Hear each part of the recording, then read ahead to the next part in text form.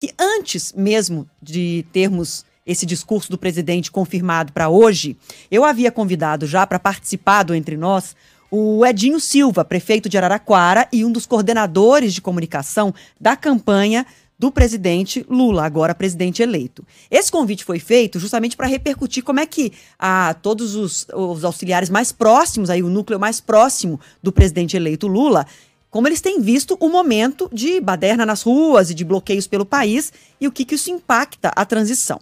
Quando então veio a confirmação do discurso de Bolsonaro, do pronunciamento que ele faria à nação, então eu aproveito que Edinho Silva já tinha concordado com essa entrevista, aceitado o nosso convite, para também repercutir o que disse Bolsonaro há pouco. Boa tarde, Edinho Silva, prefeito de Araraquara e coordenador da campanha de Lula, agora muito próximo desse grupo que vai participar da transição. Tudo bem? Você me ouve bem? Boa tarde, Adriana, boa tarde ao Fábio, a Gabriela, ao Eduardo, boa tarde a todos os ouvintes da Band. Agradeço muito a oportunidade de estar aqui com vocês, falando um pouco desse cenário que o nosso país vive. Eu assisti o pronunciamento do presidente Jair Bolsonaro hoje, né, agora há pouco, e ele, evidente, nós esperávamos um pronunciamento um pouco mais comprometido com a pacificação do país.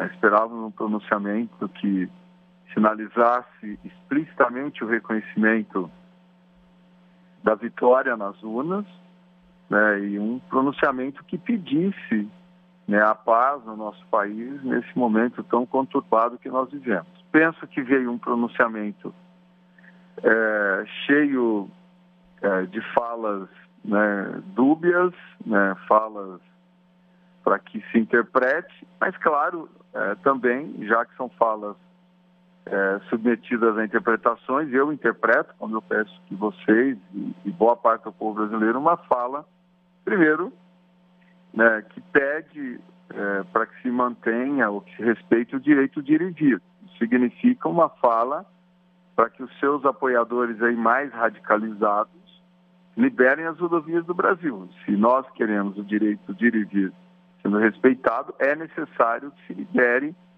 todas as nossas rodovias, não prejudicando as pessoas que estão nas rodovias paradas. Nós temos famílias, crianças, idosos, pessoas adoentadas, enfim, e que esse bloqueio, ele em breve também vai gerar desabastecimento das famílias. Nós vamos ter o Brasil sendo prejudicado. Então, além do direito de ir e vir, é o respeito ao ser humano, respeito às pessoas que estão querendo trabalhar, viajando a trabalho, que esse direito seja respeitado. Quando ele diz que respeita a Constituição Federal, nós entendemos, interpretamos, que ele reconhece a vitória nas urnas do presidente Lula, ele reconhece a democracia, ele reconhece aquilo que estabelece a Constituição Federal. Ele se declarar como líder da oposição é democrático, é legítimo, não tem problema algum. Ele saindo do cargo, ele tem todo o direito de se tornar um líder da oposição. A fala do ministro Ciro Nogueira após a fala do presidente, ela também é importante. Ela estabelece, né, que a transição comece a ser implementada. Eu ontem, pessoalmente, modo de dizer, eu liguei para o ministro Ciro Nogueira, conversei com ele, tratamos da importância do Brasil ter uma transição, como estabelece a democracia, como estabelece a legislação dos países mais civilizados do mundo. Ele imediatamente reconheceu a importância da transição, teve uma postura extremamente democrática, uma postura republicana, uma postura respeitosa, e nós ali pactuamos que eu transmitiria à coordenadora geral da nossa campanha, a deputada federal Gleisi Hoffmann, que é a presidenta do Partido dos Trabalhadores, eu transmitiria como transmiti essa nossa conversa, e a partir dali a Gleisi Hoffmann fez contato com o Ciro Nogueira. Hoje eles voltaram a conversar e nós já estamos, portanto, pactuando a transição, uma transição democrática que interesse ao povo brasileiro. Eu penso que as eleições passaram, as urnas falaram, né, é importante nesse momento que nós respeitemos a democracia, respeitemos a vontade do povo brasileiro e nós possamos trazer o país à normalidade, trazer o país à paz, à estabilidade, para que possamos, independente das nossas posições no processo eleitoral, que possamos unificar o Brasil e começar a trabalhar para que o Brasil volte a crescer, se desenvolver, que o Brasil tenha condições de enfrentar os seus problemas, principalmente da população que hoje mais sofre, da população que sofre com insegurança alimentar, da população que sofre com o desemprego, com a pobreza. Então, essa é a nossa expectativa. Então, nós o que cabe a nós, né, que estivemos e estamos com o presidente Lula, essa é a nossa vontade política, pacificar o Brasil. O presidente já disse isso explicitamente, que ele quer ser o presidente de 215 milhões de brasileiras e brasileiros, de quem o apoiou, de quem não o apoiou, de quem votou nele, de quem não votou. Ele quer governar o conjunto da nossa população.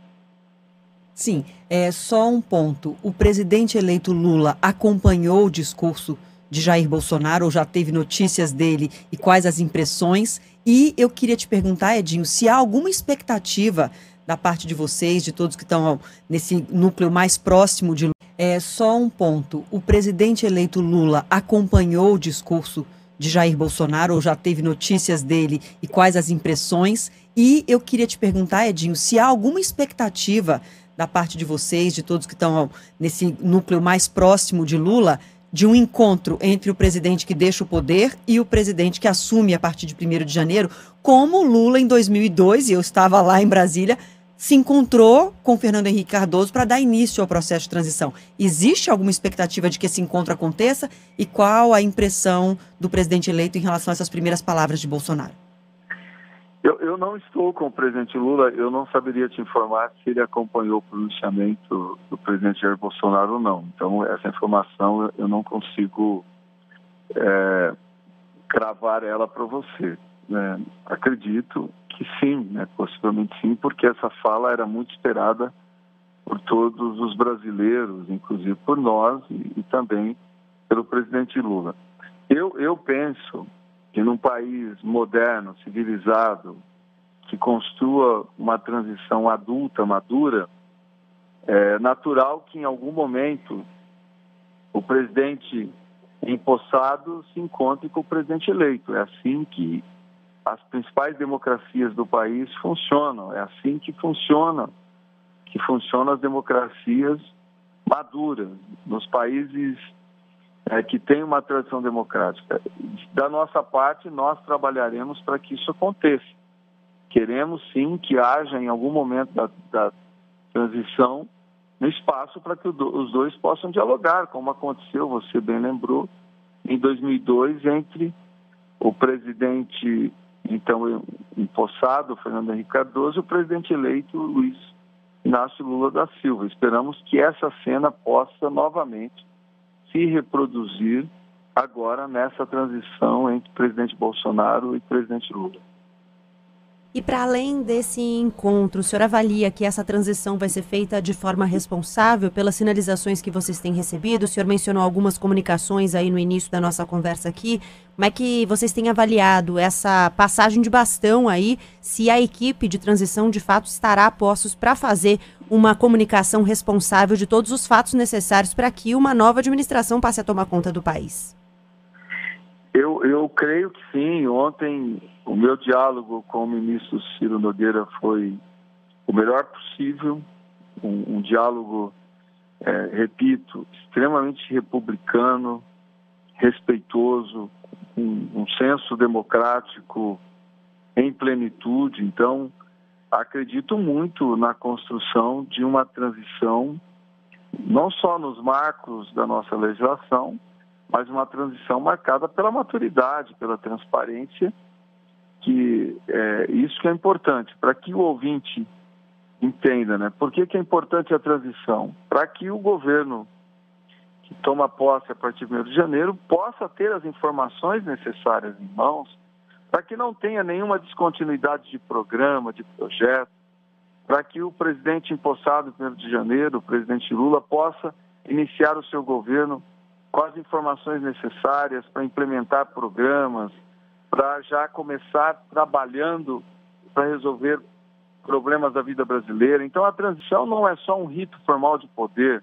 A transição ela é importante porque ela interessa ao povo brasileiro, à população brasileira. Uma transição bem feita é a garantia que programas existentes continuem tendo continuidade, que não haja nenhum tipo de interrupção, e também o governo empossado em 1º de janeiro possa ter todas as condições para enfrentar já de imediato os problemas que afligem a população do nosso país. Então, a transição ela é importante.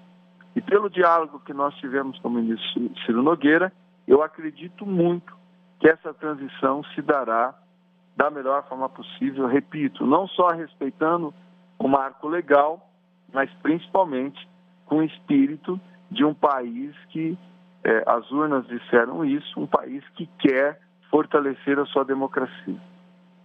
Edinho, e mais cedo a Gleisi Hoffmann já tinha dito, agora há pouco o ministro Ciro Nogueira também já disse que a formalização, a oficialização de Geraldo Alckmin para coordenar essa transição vai acontecer na quinta-feira, é isso? Ou corre algum risco disso ser adiado, postergado para a semana que vem? Não, de forma alguma, de forma alguma. Nós ontem fizemos essas tratativas, a presidenta e deputada federal Gleisi Hoffmann entrou em contato com o ministro Ciro Nogueira, eles conversaram ontem, conversaram hoje. Hoje o presidente Lula escolheu o vice-presidente eleito, o governador Geraldo Alckmin, para que ele coordene a transição. Amanhã esse ofício indicando o vice-presidente eleito Geraldo Alckmin como coordenador da transição chegará ao gabinete do ministro Ciro Nogueira. A partir daí o ato oficial será publicado e a transição terá início. Então, nós não teremos aí nenhum atraso nas medidas para que a transição se inicie o mais rápido possível. Tá certo, Edinho. Para a gente finalizar, não tenho expectativa de que você vai especular nomes de ministros aqui com a gente ao vivo, no ar, mas preciso... Libera só um, vai. Bom, ó, era só uma conversa combinada aqui com a Gabriela para você já soltar o nome de ministro. Mas, claro, o que eu quero te perguntar é as conversas, do ponto de vista das conversas políticas com todos os grupos que formaram a frente de apoio aí ao presidente Lula. Essas conversas, no seu entender, elas serão agilizadas e para que escolhas sejam feitas com celeridade diante do momento da gravidade, de polarização e do momento político difícil que o país enfrenta? Porque muitas vezes a gente vê a transição às vezes um pouco lenta. Eu vou lembrar aqui de 2014, quando a presidente Dilma, durante a campanha eleitoral, já havia revelado à imprensa que o ministro da Fazenda, na época Manteiga, não iria continuar como ministro dela, mas fez uma transição que ficou gerando muita especulação e muita expectativa, e só em 1º de janeiro do ano seguinte, em 2015, então, que começa a formar a equipe, e isso gerou, a gente sabe, algumas consequências para a economia e políticas também. Então, eu relembro isso para te perguntar, há um interesse para que essas conversas políticas de escolha de equipe sejam mais avançadas, mais aceleradas nesse momento, para dar um sinal à sociedade de que um novo governo está sendo formado? Olha, a nossa prioridade nessa semana era darmos início à transição. Isso está sendo feito. Eu penso que é um passo importante. A partir da semana que vem, certamente o presidente Lula dará início aos diálogos, para que o governo comece a ser montado. É um governo que o próprio presidente diz o tempo todo, é um governo que vai representar um movimento democrático que construiu a sua vitória. O presidente Lula foi eleito um amplo movimento democrático de todas as forças democráticas do nosso país. Então, esse governo vai ser representativo dessa construção. Então, o presidente Lula certamente, a partir do início da próxima semana, iniciará todas as tratativas para a composição do governo. Em paralelo, nós iremos trabalhar para que a transição acelere, para que ela se desenvolva o mais rápido possível. E, claro, durante a composição do governo, é quase que uma consequência, você constrói também, né, a base de sustentação do governo para que já em início de janeiro nós tenhamos uma base sólida no Congresso Nacional para que possamos, repito, estabelecer, né, a paz social, a estabilidade institucional, criar as condições de governabilidade para que a gente possa unir o nosso país, deixar as divergências de lado, olhar mais aquilo que nos une, né, e construir um movimento amplo, né, de fortalecimento do Brasil, de fortalecimento da imagem externa do Brasil, de fortalecimento da nossa economia e criar as condições para que a gente possa fazer o Brasil crescer com muita justiça social, com geração de oportunidades para toda a nossa juventude, para todas as mulheres e homens que queiram, né, ser felizes no nosso país. Tá certo. E o ministro? Quer que a gente insista? A gente faz isso bem. Edinho Silva, prefeito de Araraquara, coordenador de comunicação da campanha de Lula, agora presidente eleito do nosso país, e ministro, se ele quiser confirmar. Futuro ministro, se ele quiser confirmar. Prefeito de Araraquara. Tá bom? Tá certo. Muito obrigada por essa entrevista ao vivo na tarde de hoje. Estamos em contato. Obrigada demais. Obrigado. Abraço a todos.